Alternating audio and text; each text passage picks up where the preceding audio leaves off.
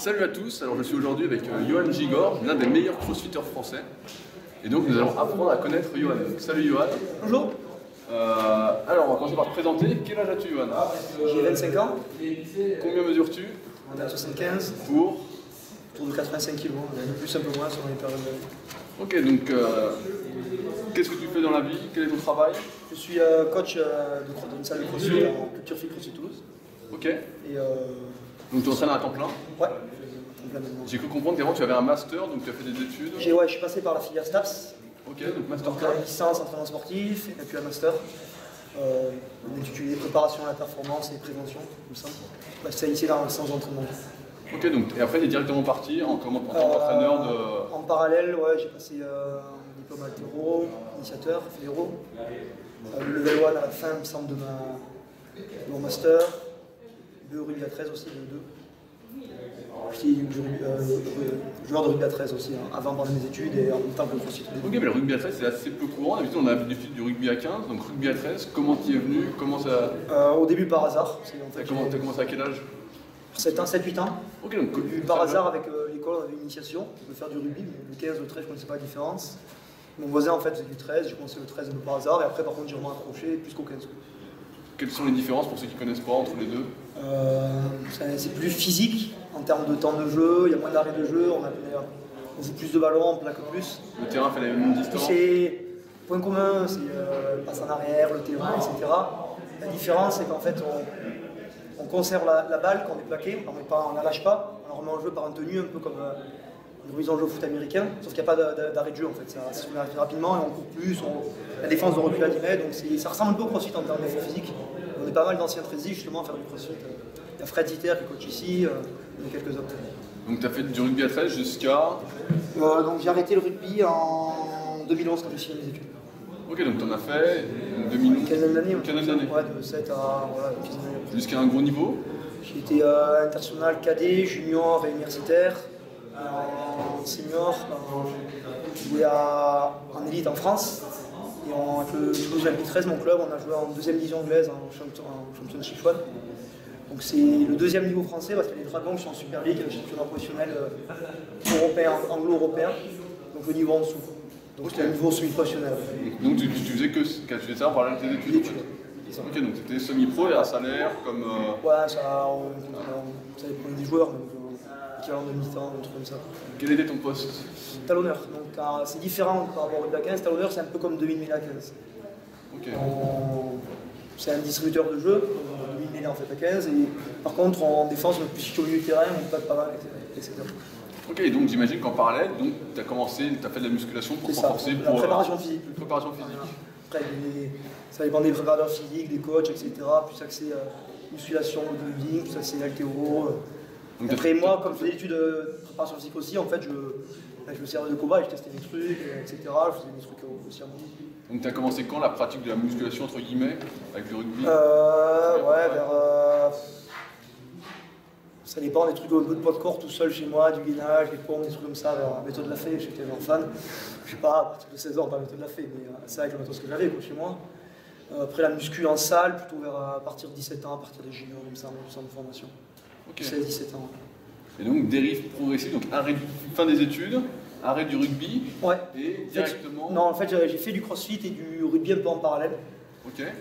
Donc j'ai dû commencer le crossfit en fait au début en 2010, c'était en 2010. Donc qui est encore très peu développé en France. Ah bah c'était, en fait en regardant 3 vidéos sur internet, je ne comprenais pas, c'est quoi ces débile là, ils font ça, quoi. Je ne comprenais pas, puis j'ai essayé. En fait j'utilisais plus le crossfit comme outil pour la préparation physique, pour ma préparation physique pour le rugby à 13. Plutôt que comme fin en soi en fait. Donc, je faisais toujours le même type d'exercice un petit peu, c'était plus comme finisher pour un travail cardiovasculaire qui se rapprochait un peu de situations qu'on trouve en rugby à 13 en termes d'endurance musculaire, de répétition d'efforts, etc.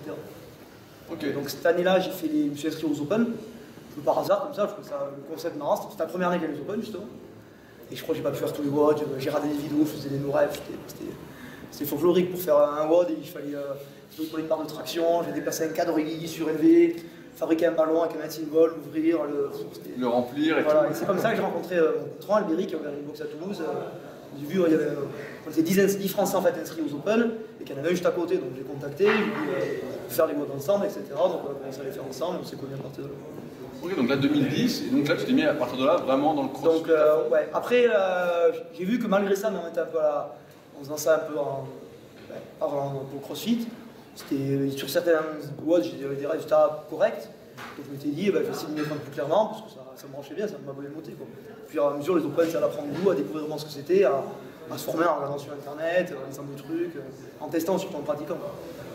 Et donc l'année d'après, je me suis mis plus clairement en essayant d'apprendre tous les mouvements techniques que je ne faisais pas en fait avant, les double under, donc tu as appris ça dans la boxe avec Albéric? Non, Albéric a ouvert la boxe en janvier. Donc de septembre à janvier, je m'entraînais à la fac ou dehors. Ou au Krebs où j'étais en. Donc tu apprenais ça tout seul? Stage, ouais, comme la plupart des gens qui ont ouvert des box après cette époque-là, qui sont formés sur le temps, en essayant dans les jardins, dans leur garage, en regardant des vidéos sur internet. Marvin, c'est son cas. Sur cette période-là, c'était comme ça. Donc sur internet, et j'avais comme objectif d'essayer de me qualifier pour le régional en milieu cette année-là. Donc Albé a ouvert sa box en janvier en plus, donc c'est plus simple pour s'entraîner. J'ai commencé à travailler un peu là-bas. C'est plus pratique pour s'entraîner, et je me suis qualifié pour le régional cette année-là en individuel en fait. Et alors comment ça s'est passé les régionales, c'est la première fois que... C'est vrai, ça fait... en termes d'organisation, ça fait... maintenant ça a encore progressé, mais c'était vraiment un truc énorme par rapport à... De passer de s'entraîner tout seul dans la salle de la frappe ou dehors, tout ça, au régional, ça fait... Pour rappeler, les régionales, c'est les 50 meilleurs européens? Ouais, en gros, c'est pas les championnats d'Europe, c'est pas une fédération, mais c'est les championnats d'Europe. Donc cette année, je crois que c'était les 60 meilleurs européens, suite aux Open. Et après, donc les 3 meilleurs vont au CrossFit Games à Los Angeles. Donc première année, pas mal bon apprentissage, parce qu'on apprend les standards, les no-reps, etc. Comment on réagit, comment on comprend pas, le gars il parle anglais, il te dit ça, tu comprends rien. C'était une super expérience. Après avec des erreurs, c'était première vraie compète de CrossFit, donc ça m'a bien donné. Gros boost de motivation. C'était super sweet. Donc là, ça fait 2 ans, 3 ans. Donc ça c'était en 2012. Et donc ça fait... je vais dire j'ai commencé en septembre 2011 vraiment le CrossFit pour le CrossFit, et donc ça fait moins de 3 ans. Quoi. Moins de 3 ans que tu es à fond et que tu entraînes les gens et que tu t'entraînes comme... Ouais, donc après la boxe a ouvert en janvier 2012, et donc depuis je travaille là-bas, maintenant à plein temps. Donc la question que souvent sur les forums de musculation ou même dans le monde de la musculation, on se dit le CrossFit, on a du mal à se muscler, alors est-ce que ton physique a évolué avec la pratique du CrossFit? Oui. Parce que là je vois que tu es vachement bien physiquement. Après, par rapport à... En fait, quand j'ai commencé à jouer au rugby à un certain niveau, quand je commençais à rentrer avec la première, etc., je faisais 75 kg, ils ont peut-être 78, et l'entraîneur m'a dit si tu veux jouer en première, il faut que tu prennes 5 kg. Je les ai pris, j'ai mis 1 an pour m'adapter, donc je ne sais pas si c'était malin. Mais voilà, et donc par rapport à du CrossFit, j'ai conservé plus ou moins le même poids, mais je vais se sécher, gagner en force, en qualité musculaire, oui, j'ai évolué physiquement, après j'ai sans changer de poids, sans prendre plus de poids. Ça dépend de la période de l'année, après je suis entre 84 et 88 kg, mais... Ça dépend si c'est les fêtes ou pas? Non, c'est plus ça dépend de la période de compétition, si je prépare une compétition, ou si plus sur un cycle où je favorise la force, ou un truc comme ça. Okay. Si j'ai une compète d'haltéro, parce que je fais de l'haltéro aussi un petit peu, donc je suis à moins de 85 kg. En plus, à côté pour t'entraîner, pour être meilleur au début, je faisais cette année, clairement, j'ai mis un peu l'haltéro entre parenthèses pour me concentrer plus sur le CrossFit, parce que l'haltéro était mon point fort en CrossFit par rapport à des trucs plus classés de CrossFit. Et donc je fais des compètes, mais là, par exemple, ce week-end, j'étais qualifié pour le Grand Prix fédéral en haltéro, et je suis pas allé pour pouvoir m'entraîner avec mon équipe. Ok, donc qu'est-ce qui te plaît particulièrement dans le CrossFit comparé à une musculation traditionnelle?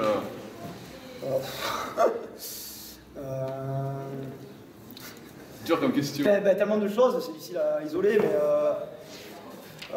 ce qui est vraiment bien dans le CrossFit, c'est qu'en fait on se concentre sur l'objectif, c'est s'améliorer sur plein de points différents. En fait. On fait de la muscu en général, pour la muscu, c'est l'aspect physique en fait. Voilà, et là en fait, c'est pas une fin en soi, après il y a des résultats quand même limite plus, mais on se concentre plus sur des objectifs de performance, arriver à faire ça, arriver à progresser en arraché, arriver à faire des mouvements techniques de gym qu'on ne maîtrise pas, etc. Donc c'est vraiment chercher à s'améliorer, être polyvalent. Cette polyvalence aussi, ouais, ce qui est pas mal, c'est qu'on a toujours un point où on peut s'améliorer en fait. Quand on fait de la muscu, c'est difficile c'est assez centré sur un truc, donc sur un groupe musculaire ou pas un autre. Ouais, et là, vraiment, je sais pas, là, cette année, je progresse pas mal en gym. En haltéro, je stabilise, je suis plus régulier, mais je progresse un peu moins. Parce que cette année, c'était pas mon objectif. Mais voilà, donc t'as toujours un truc où t'as toujours à apprendre dans le CrossFit. On est toujours en phase d'évolution. Et c'est bien aussi, c'est que c'est un sport, entre guillemets, qui est nouveau. Donc en fait, on ne sait pas comment s'entraîner au CrossFit, donc on essaye. Même en tant qu'entraîneur, c'est super intéressant parce qu'on cherche des méthodologies. Ouais, voilà, c'est pas. On est au début du sport. Quand on dit que tu es entraîneur, tu peux tester. Ouais, c'est ça. Moi, c'est ça qui m'intéresse aussi, en tant qu'athlète, en tant que coach. D'avoir des cobayes. Moi, mon principal cobaye, quand même, après, oui, d'avoir les adhérents de la boxe, les athlètes de l'équipe, de la salle aussi. Ouais. Alors la question c'est comment tu t'entraînes toi personnellement. On a vu dans le podcast par exemple avec Elsa, il disait que plus on s'entraînait, donc avec des jours de récupération, où on se passait, etc., meilleur on était. Alors est-ce que tu t'entraînes tous les jours? Comment ça se passe ta semaine? Surtout en fait, ensuite il y a tellement de mouvements. Pratique, c'est qu'il faut être prêt à n'importe quoi. Donc il y a une infinité de mouvements qu'il faut travailler, il faut être prêt à tout. Donc pour ça, c'est sûr que si on a plus de temps et plus de volume d'entraînement, ça permet de tester plus de choses. Et après, pour se préparer à une compétition live, on a 2-3 épreuves par jour pendant 2-3 jours. Il faut avoir l'habitude d'encaisser un certain volume d'entraînement. Ça dépend de période de l'année. Donc à la fois, le volume d'entraînement, ça sert pour voir tous les aspects différents qu'il y a, et à la fois la période de compétition, pour pouvoir encaisser le volume de la compétition et toujours être performant à la fin de la compétition. Donc en gros, je m'entraîne en petit quotidien 5 jours par semaine. Okay. Et j'ai 2 jours de récup active ou récup totale. T'as du mal avec le total? Ça ouais, en fait, je pense que ça me fait. Quand je fais un jour de récup total, je suis moins bien le lendemain en fait. Après, de temps en temps, j'en prends parce que je sais que la semaine d'après, je sens que ça m'a fait du bien. Mais souvent, quand je fais rien, vraiment rien, le lendemain, je suis pas bien. Il faut 1 ou 2 jours pour me remettre dans le truc. Ta récup active, ça va être massage, étirement, etc. Mobilité, du cardio un peu à intensité faible, des fois un peu de gymnastique. En gros, pas de charge, pas de trucs traumatisants, pas des trucs que j'ai pas trop envie de faire, etc. Okay. Sur les jours d'entraînement, je fais des trucs. Et donc sur le vie quotidien, quels sont tes points faibles que tu travailles plus pour progresser? À la base, mon gros point faible, c'était tout ce qui est traction, donc c'est CrossFit. Donc après, je me suis pas mal attelé cette année, j'ai assez progressé, donc c'est moins un point faible. J'ai vu que tu étais assez bon tout à l'heure en traction. Tu fais traction là? Ouais, pour t'échauffer. Ah, en strict, oui. Ouais, donc ça. Après, même si t'aimes moins fort, pas mal d'haltéro pour maintenir, parce que c'est quand même des mouvements qui viennent souvent, qui se transfèrent bien sur le reste en fait. Pas mal de squat, parce que c'est un de mes points faibles justement en haltéro, c'est que je suis limité par j'ai pas de réserve de force en fait en squat par rapport à mon épaulé. Je peux quasiment épauler mon max en front squat ou à 5 kg près, donc potentiellement si j'étais meilleur en front squat, je pourrais épauler plus. Selon les périodes de l'année, plus ou moins de volume de mètres code, de watts quoi. Est-ce que tu fais un WOD tous les jours par exemple? Ça dépend des périodes. En ce moment, ouais, pas mal, plutôt 1 voire 2. Là, on se prépare le compétition en équipe, donc c'est un peu différent. C'est un peu moins de volume de travail, plus d'intensité, plus court, plus qualitatif. Mais c'est assez variable. En gros, ma trame, je m'entraîne le mardi et le mercredi, le matin et l'après-midi. Donc le matin tôt avant d'ouvrir la boxe, pour éviter les bouchons, parce que j'ai trouvé que ça venait mieux. Et l'après-midi pendant ma pause. Et, le jeudi, jour de récup total ou plutôt récup active. Et après, vendredi, samedi, dimanche en ce moment. Et lundi, repos ou récup active. Le matin, tu fais quelque chose de particulier que tu ferais pas l'après-midi? Comment ça se passe? Souvent le matin, déjà, je fais un bon moment pour mettre en route. C'est assez tôt en général. Je arrive à la boxe vers 7h, 7h15. Donc une bonne demi-heure de mobilité, de mise en route, un bon échauffement. Souvent, je fais plus haltéro et un WOD avec des mouvements de gym, plutôt les trucs de QFF, traction, gymnastique, etc. L'après-midi, souvent, je commence par du squat, du travail plus de force basique, des tirages d'épaulés, du travail de renforcement musculaire, des Ok, donc tu fais plus tout ce qui est explosif le matin, ouais, un peu plus, et l'après-midi plus ce qui est fort. Ouais, force, des fois un WOD en plus, mais être un peu plus long, un peu moins d'intensité, c'est assez variable. Ok, est-ce qu'on peut donner un exemple de performance que tu as? Tu disais au front squat, tu n'étais pas très fort. Qu'est-ce que ça veut dire pas très fort? Là, en ce moment, j'arrive à reprogresser un petit peu.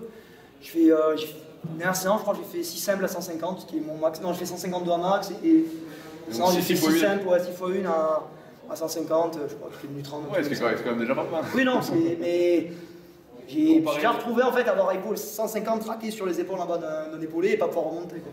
Ok. Au squat arrière, qu'est-ce que ça donne? Cette année, j'en ai pas trop fait, parce que je m'étais fait mal en début d'année au haut du coup à cause de ça, et je crois mon record c'est 175. Ok. Traction, skipping pull-up. Max en traction strict, je sais pas trop. En ce moment, je fais pas mal, beaucoup en échauffement, en touchant la poitrine de la barre. Et je vais en faire propre, une série d'une dizaine de rêves à peu près. Donc bras tendu, poitrine touchée à la barre, en strict. Ouais, En keeping, j'en ai fait 30 chest to bar il y a pas longtemps dans un WOD, j'ai pas fait de max réel dernièrement. Ok. On verra au régional, ça, il y en a 49 à faire. Je sais pas si je les ferai d'affilée. Ok, alors maintenant c'est comment tu manges. On sait un peu, j'en profite, pendant un moment c'était le paléo à fond, etc. Ben, contrairement, je suis pas mal de coursiers de haut niveau, après tout le monde s'en inspire plus ou moins.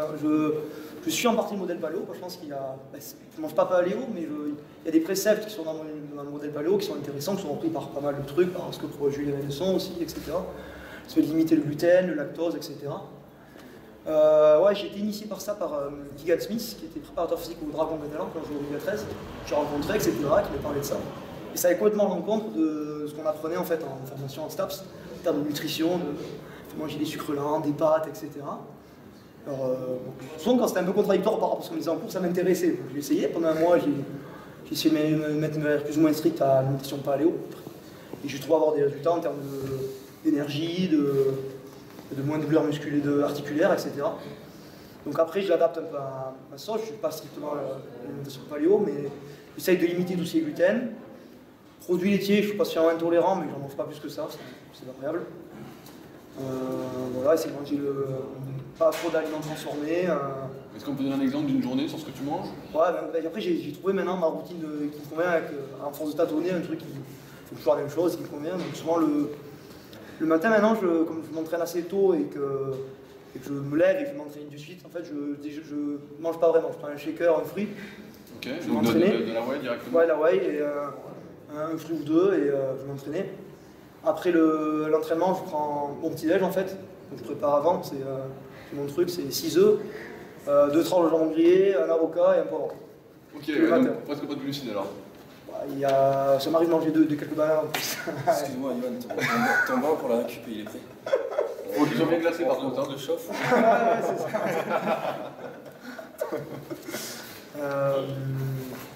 Ok, donc là tu manges beaucoup de glucides en fait après l'entraînement aussi? Le matin pas tant que ça, après. Ouais, c'est surtout protéines et lipides en fait. Ouais, après ça m'arrive, ouais, donc j'ai des bananes, des fruits. En fait je grignote dans la journée. Ok. Donc je m'accaisse avec un régime de bananes, des pommes, ça dépend de la saison, des fruits. Souvent je fais purée d'amande avec un peu de miel, donc plutôt avec l'entraînement l'après-midi ou le matin, ça dépend. Ça et shaker de protéines en poudre après l'entraînement l'après-midi et je fais un gros repas le soir. Ok, donc le midi en fait tu fais pas de vrai repas? Comme je m'entraîne en fait après vers 14h, si je mange à midi, etc., je peux pas m'entraîner en fait. Le gros repas est vraiment gros? Je perds d'énergie. Qu'est-ce que tu manges le soir, ouais. Tu manges des glucides pour de vrai? Ouais, pas mal de légumes, végétaux, etc. Du riz et du poisson, de la viande. Ok, tu prends des suppléments, on a parlé de la whey, est-ce que tu prends des oméga 3? Ouais, oméga 3, vitamine D, magnésium. Pour les articulations, glucosamine, etc. Ouais, pour la glucosamine, je vais essayer à un moment donné, il me reste un peu, ouais, c'est... Je suis pas régulier dessus. Ouais, vitamine, c'est vrai ça. Et donc là, actuellement, tu es dans des meilleurs français, si j'ai bien suivi. Ah, t'as dit pareil à Flo, faut savoir. Ouais, ben là, on a des meilleurs.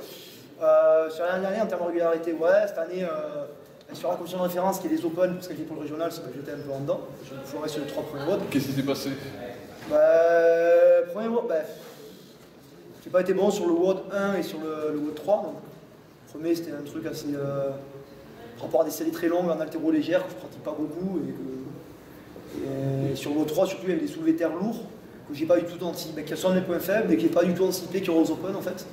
Et donc, je m'étais peu entraîné à ce moment-là pour ça, et j'ai pas fait le WOD de façon de position. Et j'ai fini super loin sur le WOD lourd que je pensais m'avantager me ferait remonter. En fait, c'est que j'ai trop peu de retard et que malgré 2 derniers WOD où j'étais bon, j'ai fini 65e pour être dans les 48 premiers. Ok, donc pas très loin. Par contre, vous êtes qualifié en donc, équipe. on s'est qualifié en équipe, ce qui est cool. Parce donc, comment ça marche les équipes?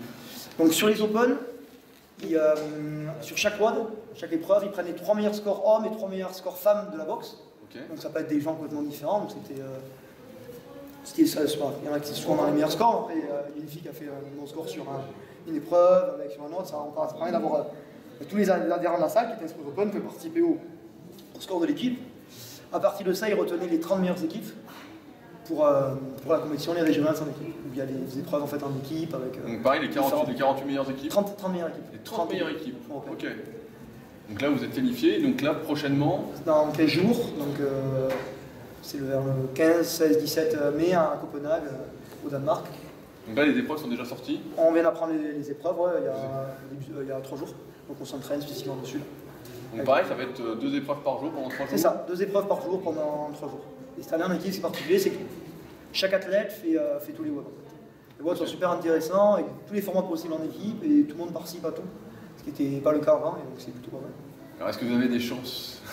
Des chances. Est-ce que vous connaissez les adversaires? Comment ça se passe? On connaît les 2 équipes françaises, après les meilleures équipes, je les ai vues l'année dernière quand j'étais en équipe mutuelle.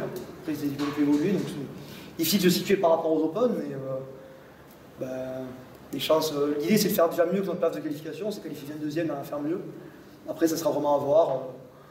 Déjà, vivre bien l'expérience, pas avoir de regrets. La équipe européenne, c'est déjà énorme. Et en profiter parce que c'est la première expérience en équipe. C'est bien, c'est d'amener les athlètes de la boxe, de commencer le crossfit à la boxe et qui ont progressé pour atteindre ce niveau-là. C'est vrai que c'est un des points forts du crossfit, c'est quand même ce communautarisme. Ah oui, comme j'ai pas dit tout à l'heure pour les points forts du crossfit. Après, quand tu construis dans ton jardin, dans ton garage ou à la salle de la fac, tu t'en rends pas trop compte, mais ouais, c'est l'aspect communautaire, l'aspect aussi curiosité, en fait, essayer d'apprendre de partout, en fait. En général, les gens qui font du crossfit ou dans le milieu, ils sont pas fermés, justement, et ils sont à l'écoute de tout ce qui peut se faire et garder ce qui est bien, et après, ce qui marche pas ou ce qui marche pas pour eux, ils vont utiliser, mais souvent, c'est pas être fermé, d'être vraiment curieux, aller chercher toutes les sources possibles en termes de préparation, entraînement, travail de force, etc. On n'a pas parlé tout à l'heure, est-ce que tu fais du cardio plus spécifiquement ou les WOD suffisent pour ton cardio? Ça m'arrive de faire des intermittents, de les fractionner sous forme d'exercice de crossfit en fait, ou sous forme de cardio pur, au rameur, pas trop course à pied, j'aime plus trop. Au rameur, ouais. Tous les crossfitters à qui je parle n'aiment pas trop la course à pied. Ouais, je sais pas. C'est bizarre. Ok, donc spécifiquement pas vraiment de cardio à part dans la salle. C'est plus les WOD, les Metcon qui font le cardio en fait, plus spécifique au crossfit. Après, sur les périodes, ça peut être moins spécifique, avec moins d'exercices type, plus du travail de fractionner au rameur, ou sur d'autres exercices. Tu sens que ta pratique avant du rugby à 13 t'a aidé pour le crossfit? Ouais, sur l'endurance musculaire, en termes d'effort physique, ça ressemble pas mal. C'est différent, le match dure 80 minutes. Il y a pas mal de ressemblances entre les 2 sports. Et après, oui, en termes de prépa, il y a plein de choses que je faisais en préparation physique au rugby, comme les mondes latéraux, qui me servent bien sûr pour le crossfit. Ok. Au niveau formation, donc on a dit que tu avais un master, tu as le level 1. Ouais, le crossfit prep-course, qui est un peu une suite du level 1, plus approfondi. Prep-course, ça veut dire là, je crois que c'est censé préparer le level 2, mais qui doit mettre en place, qui est toujours pas mis en place. En gros, c'est plus approfondi que le level 1, on n'est pas évalué au sens note, mais on a des retours, des feedbacks sur on intervient en fait en direct sur les autres personnes, on donne des corrections en anglais, plus, et on a des retours sur ça en fait. Donc c'est intéressant, parce que pour le level 1, on apprend, on n'apprend pas à apprendre aux autres en fait. On n'est pas évalué pour ça. Je vois qu'une... Sur la programmation aussi, etc. Ouais. Donc d'autres projets de formation tu voulais te former? Ouais, les spécialités crossfit, gymnastique, mobilité m'intéressent pas mal, il faut que je prenne le temps de les passer. Après, j'essaie de me former sur internet, en lisant des articles, en étant à l'écoute. Je me dirai un peu de temps pour ça. Tiens, les 26. Non, de toute façon, pas Léo, oui, c'est bien. Pour l'apport en magnésium, c'est vraiment important. Captain, allez, ça plus fort. Ça, ouais, j'ai écouté penser à Suprétique dans le temps, on apprend des choses intéressantes. Ouais, des livres de préparation physique aussi. Ouais, donc tu regardes un peu. Continuer à se former de manière continue parce que en préparation physique, même en crossfit, c'est important. Ouais, tout est. Il ne faut pas rester figé sur des choses qu'on a appris avant.